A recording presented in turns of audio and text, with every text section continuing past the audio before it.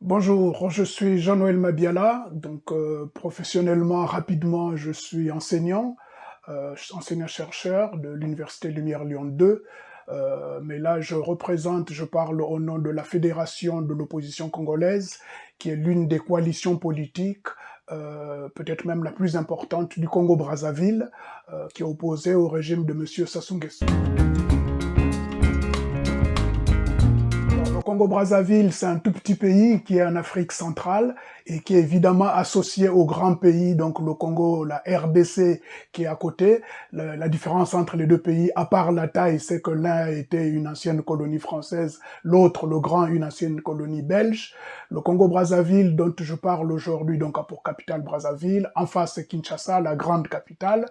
Et le Congo-Brazzaville a à peu près 6 millions d'habitants à côté de, je continue de la comparaison, à côté de Kinshasa, où la capitale seulement fait plus de 15 millions d'habitants. Je pense même qu'ils sont à 20 millions d'habitants. Voilà la grande différence. Le Congo-Brazzaville est donc un pays de 342 000 km². Il y a une diversité de population, diversité d'ethnies. Il y a à peu près 10 grands ensembles ethniques au Congo-Brazzaville. Alors, Voilà, on commence. la ville de villes connues, Brazzaville et Pointe-Noire, la ville portuaire, la capitale du pétrole, et le Congo-Brazzaville est connu justement par rapport au pétrole qui a fait la richesse de Elf à l'époque et Total aujourd'hui.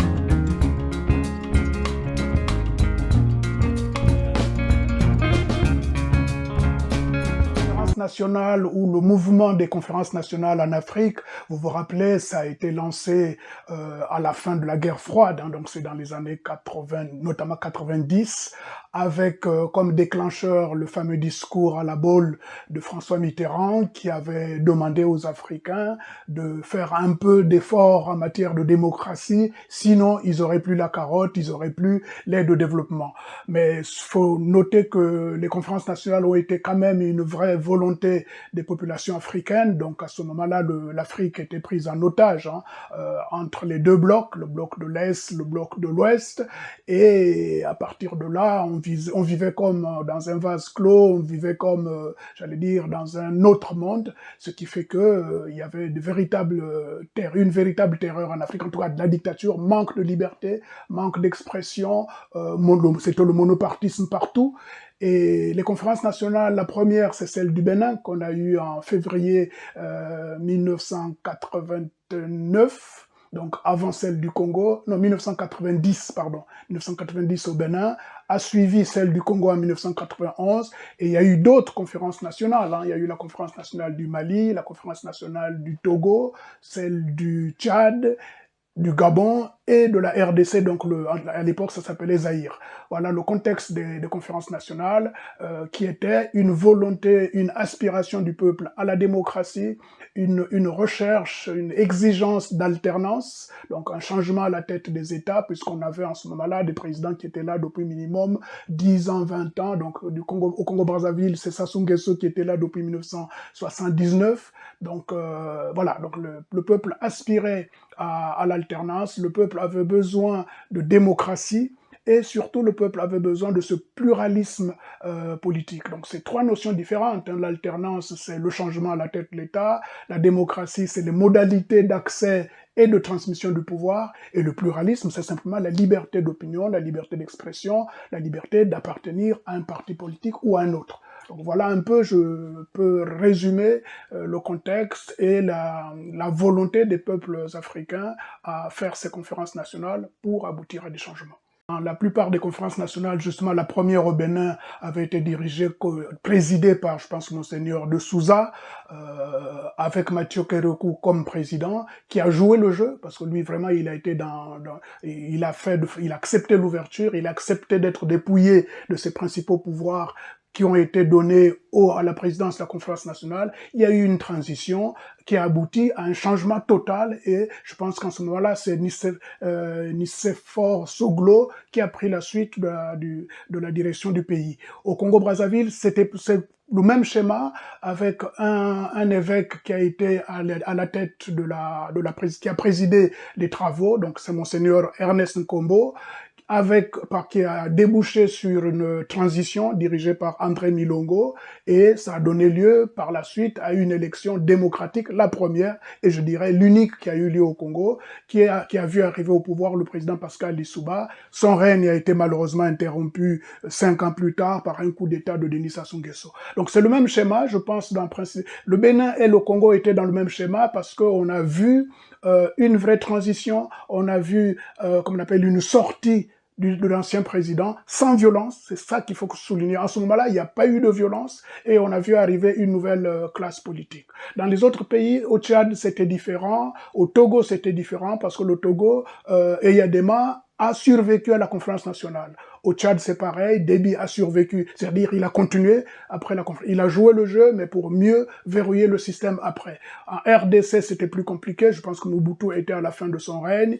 Au Gabon, pareil, Bongo a survécu à la conférence. Donc les vrais changements qu'il y a eu à cette époque-là, c'est le Bénin, le Congo. Malheureusement, le Bénin a poursuivi son chemin vers la démocratie. Donc aujourd'hui, le Bénin est une grande démocratie. Je vous prends l'exemple. J'ai été vraiment intéressé par l'hommage du président Nicéphore Soglo au président Talon. Il faut le lire, ce texte-là. Il est paru, je pense, dans le quotidien, la matinale, ça s'appelle, de Cotonou. C'est très intéressant comme texte parce que là, on voit le président Soglo qui félicite le président Talon pour avoir perpétué la tradition démocratique, mais on sent aussi quelque part un message un peu de garde-fou en lui disant bien de respecter sa parole puisqu'il a décidé de partir et qu'il parte réellement, pas en faisant le jeu à la Poutine entre guillemets qui se mettrait au Sénat pour... C'est un texte très intéressant, je crois que il faudrait le lire, il faudrait vraiment le diffuser. C'était nécessaire puisque comme je vous l'ai dit au début, la conférence nationale arrivait à la suite d'une situation de verrouillage total.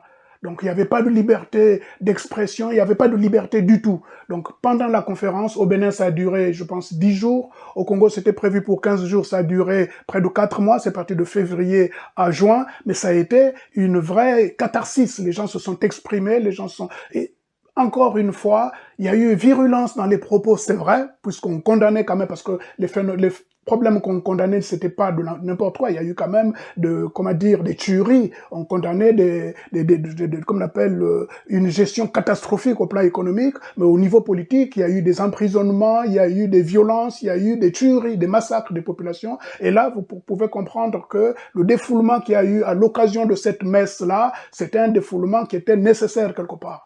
Et l'avantage, c'est que ce défoulement ne s'est pas, n'a pas débordé en lynchage, par exemple. Il y a eu un lynchage médiatique, mais contrôlé. Il n'y a pas eu de lynchage en termes de violence envers les anciens dirigeants. Et ça, je pense que c'est quelque chose d'assez fondamental. C'est-à-dire que nous n'avons pas tué le roi. C'est pas comme la Révolution française, etc. C'est quelque chose d'important. C'est quelque chose d'important et ce qu'on peut regretter aujourd'hui dans le cas du Congo, c'est que cet événement-là est passé sous silence. On ne veut plus en entendre parler. Or, c'était une preuve dans l'histoire du Congo que les populations, malgré leur colère, malgré leur violence, pouvaient s'asseoir dans ces conférences-là. Vous l'avez dit, dans la salle, il y avait les partisans du pouvoir qui freinaient de tous les fers. Il y avait ceux qui voulaient le changement. Et on a réussi à avoir un consensus dans la concorde. Je pense que c'est un moment, à mon avis, les historiens nous le diront, après les indépendances, je dirais même mieux que les indépendances. Là où il y a eu les conférences nationales, c'est un vrai moment d'expression populaire. C'est un vrai moment de reprise en main du sort du pays par les populations. Je crois qu'il n'y a rien de... C'est pour ça que là où il y a eu justement la dimension de souveraineté, c'était pas, c'était pas volé, c'était mérité cette notion de souveraineté parce que, encore une fois, les indépendances ont été octroyées entre guillemets, il n'y avait pas une vraie volonté démocratique derrière. Or, les conférences nationales, on a vu s'exprimer, les peuples de ces pays-là ont exprimé leur aspiration, encore une fois, à l'alternance, à la démocratie et au pluralisme. Et je crois que, je vous prends la notion de république. Au Congo, la république a été instaurée en 1958, mais je pense pas que, à part quelques élites, les Congolais ont compris ce que c'est que la république. Voyez. Or, à la conférence nationale, les gens ont bien posé les jalons. Ils ont bien compris la séparation des pouvoirs, par exemple. Et ça, c'était très important.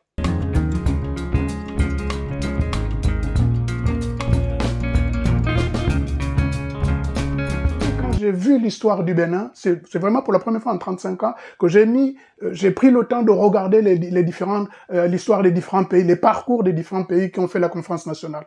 Et vous voyez que le Bénin a évolué en termes d'alternance, en termes de démocratisation, en termes même de gouvernance. Regardez l'excellence aujourd'hui, on peut avoir des choses à reprocher à Talon, il y a des problèmes internes, je pense, j'ai même entendu qu'il y a des prisonniers politiques aussi. Mais du point de vue de l'histoire, du point de vue de l'évolution, il y a des vraies avancées. Au Congo-Brazzaville, amer pourquoi? Amer parce que dès la fin de la transition, on a eu la démocratie s'est mise en place, une élection qui a mené le professeur Lissouba au pouvoir, mais dès les 2 premières années de son régime, la machine commençait déjà à se gripper. On a eu quand même 2 guerres civiles en moins de 5 ans, 93, 94, et l'apogée, le clou de l'affaire, c'est le coup d'État de 97. Donc dès 97, on a tordu le cou à la démocratie qu'on avait voulu mettre en place. Et depuis, figurez-vous que depuis 1997 jusqu'à aujourd'hui, c'est le règne de M. Sassou. Et M. Sassou, aujourd'hui, le régime est beaucoup pire qu'avant la conférence nationale. Vous comprenez mon amertume, cher ami. Donc c'est vraiment... Et encore une fois, c'est pas un problème de moi tout seul. Moi, je suis dans la tranche d'âge, justement, de ceux qui étaient en 90, j'avais à peine 25 ans. Voyez, donc aujourd'hui, 60 ans, quand je vois le chemin parcouru, quand je vois ce qui reste, surtout quand je vois l'ignorance qui s'installe auprès des jeunes. C'est pour ça que nous faisons aujourd'hui un cycle de conférences pour rappeler comment s'est passée la conférence nationale, parce que les jeunes ne savent pas comment ça s'est passé, à quoi on a aspiré en ce moment-là, et comment aujourd'hui nous avons fait un retour en arrière. Donc, oui, amer parce que je pense que le régime en place aujourd'hui a tout fait pour escamoter cette histoire-là. Et évidemment, ils n'ont pas intérêt à mettre en avant cet événement, puisque c'est un événement qui a promu des valeurs qu'ils ont complètement sabotées, ils font l'inverse aujourd'hui. Le Congo traîne aujourd'hui, c'est parmi les derniers en matière de démocratie, en matière de niveau de vie, etc., etc. Donc oui, là, c'est vraiment de l'amertume que je... Mais par contre, c'est pas du désespoir. L'homme politique que je suis aujourd'hui est plutôt dans une dynamique de dire « Ok, qu'à cela ne tienne, qu'est-ce qu'on va laisser ?» La coalition que je représente aujourd'hui, et ça a aussi un lien avec la conférence nationale, la caractéristique de cette coalition, ça s'appelle la Fédération d'opposition congolaise. Notre principale caractéristique, c'est que nous sommes héritiers de cet esprit, la conférence nationale de 1991. C'est-à-dire que les principaux dirigeants de cette coalition, je prends l'actuel président de cette coalition qui s'appelle Jean-Félix Dembatello. C'est une des personnalités qui était présente à la conférence nationale. Il est architecte de formation. Il était à la conférence nationale. Il a été l'un des ministres de la transition. Vous voyez? Mais il est, je pense, parmi les 2 rares qui sont restés cohérents avec ce choix. Ils n'ont jamais rejoint le camp de M. Sassou après son coup d'État. Ils n'ont jamais baissé les bras face aux violations de toutes les dispositions qu'avait mises en place la conférence nationale. Donc la première chose qui caractérise cette opposition, c'est cette cohérence-là. Nous avons voulu la démocratie, nous l'avons instaurée avec la conférence nationale et nous y tenons jusqu'aujourd'hui. Vous voyez, ça c'est le premier élément qui caractérise cette opposition. Le deuxième élément, c'est qu'elle a été ravivée. Nous avons repris, j'allais dire, du poil de la bête, et nous avons repris le combat en 2016.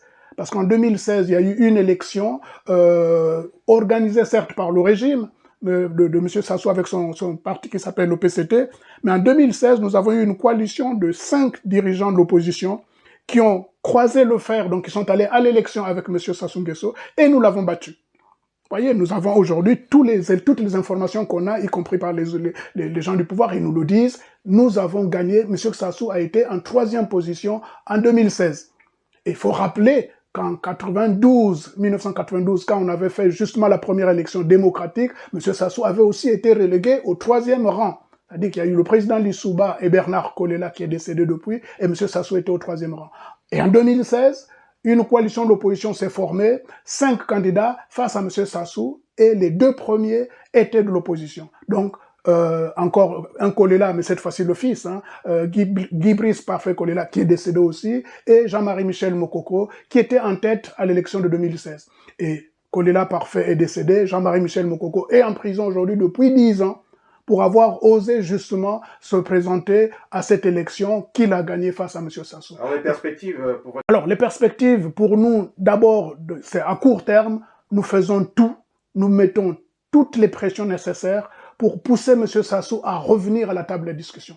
C'est-à-dire le Congo aujourd'hui dans une situation chaotique au plan économique, chaotique, désastreuse au niveau politique, avec non seulement les prisonniers politiques, mais les violences. Aujourd'hui, depuis bientôt 6 ans, on tue, comment on appelle ça, la DGSP, la garde présidentielle de M. Sassou, abat des jeunes dans les rues, sans sommation, sans rien, sans forme de procès. Il suffit, il y a un prétexte là-bas, il y a des jeunes, il y a des bandes de délinquants ou de criminels qui sévissent dans Brazzaville, dans les grandes villes du pays. Mais il suffit qu'on vous mette sur le dos, on vous colle cette étiquette de ces bandes-là, on les appelle des Koulouna ou des bébés noirs. Il suffit qu'on vous colle cette étiquette, un peu le temps, vous trouve, vous chasse dans la rue et on vous abat.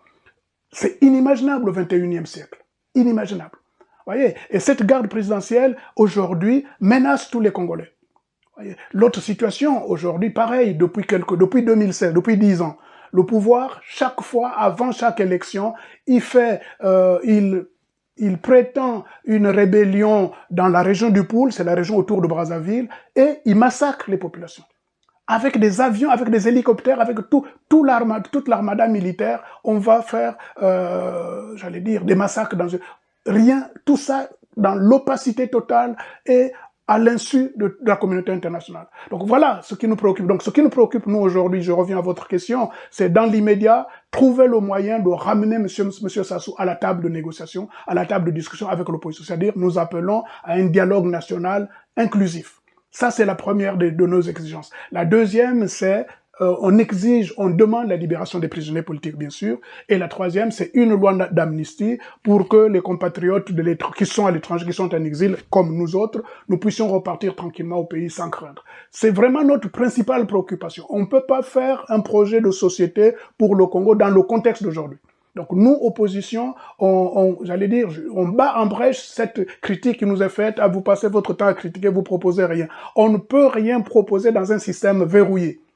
Rien. Nous ne pouvons pas prétendre aujourd'hui avoir une meilleure politique économique, une meilleure politique de l'éducation, une meilleure politique de la santé. On ne peut pas faire des propositions. Parce que si on fait des propositions au régime, le régime, nous savons que c'est pas qu'il manque d'intelligence. Ils ont des cadres, mais ils n'ont pas la volonté politique de faire changer les choses.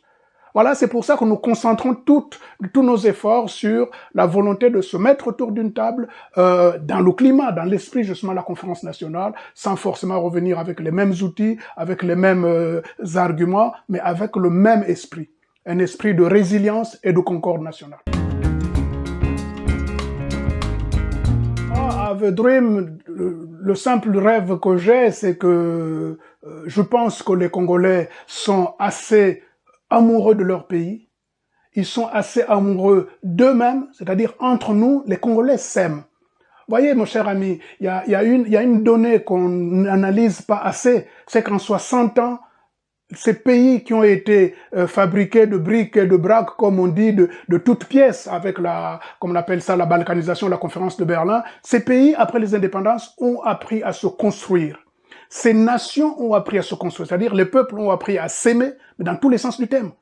Il y a l'amour, les Congolais, comme en Côte d'Ivoire, comme au Tchad et compagnie, les citoyens se sont mariés. Le mariage, c'est quelque chose de fort. On sous-estime cette dimension-là qui fait qu'aujourd'hui, nous avons de véritables compatriotes parce que nous avons aujourd'hui des sangs qui se sont croisés, qui sont mêlés. Donc, mon espoir, c'est que ce brassage des ethnies, ce brassage des Congolais fait qu'il y a le Congolais, qui ne se définit pas seulement par son ethnie. Et à mon avis, l'avenir du Congo, l'avenir de nos pays africains est de ce côté-là. Je vous prends un exemple, mais je reviens sur cette situation de l'Afrique. Vous savez, le Congo, on a parlé des deux Congos au départ. Ça veut dire qu'il y a des ethnies qui sont à cheval entre les deux pays. Mais pourtant, moi, je suis à cheval. Mon ethnie, je suis Yombé. Je suis à cheval entre la RDC et le Congo-Brazzaville. Mais pourtant, je me définis comme Congolais de Brazzaville avant tout. Donc nous avons créé cette identité qui ne s'oppose pas à l'identité ethnique. Donc moi, mon espoir, c'est celui-là, c'est-à-dire que le sentiment d'appartenance nationale s'est construit et il va continuer à se construire. C'est ce qui nous permettra de surmonter tous les écueils. de surmonter tous les pièges, parce que le régime de M. Sassou, le PCT, a posé beaucoup de pièges sur notre chemin, notamment cette fameuse opposition nord-sud. Aujourd'hui, on fait passer un discours, entre guillemets, aux ressortissants du Nord, que si les ressortissants du Sud prennent le pouvoir, vous serez massacrés. C'est faux.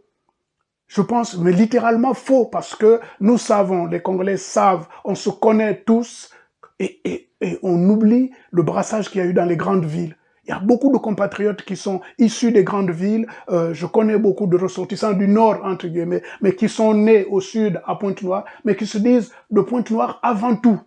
Voilà, mon cher ami, mon rêve, mon espoir, c'est celui-là. C'est-à-dire, je sais qu'il y a des compatriotes qui se définissent congolais avant tout. Et personnellement, puisque j'ai un projet politique, j'aspire à avoir des responsabilités politiques au Congo jusqu'au premier plan. Évidemment, je pense que les Congolais pourront me faire confiance. Les amis qui me font confiance aujourd'hui, ils pourront me faire confiance demain parce que je ne vois en eux que des Congolais d'abord. Et je crois en l'homme perfectible, je crois en notre nation avec toutes les ressources que nous avons, à commencer par les ressources humaines, mais aussi les ressources naturelles. Oui, on a beaucoup de raisons d'espérer que l'Afrique ira de l'avant et que le Congo ira de l'avant.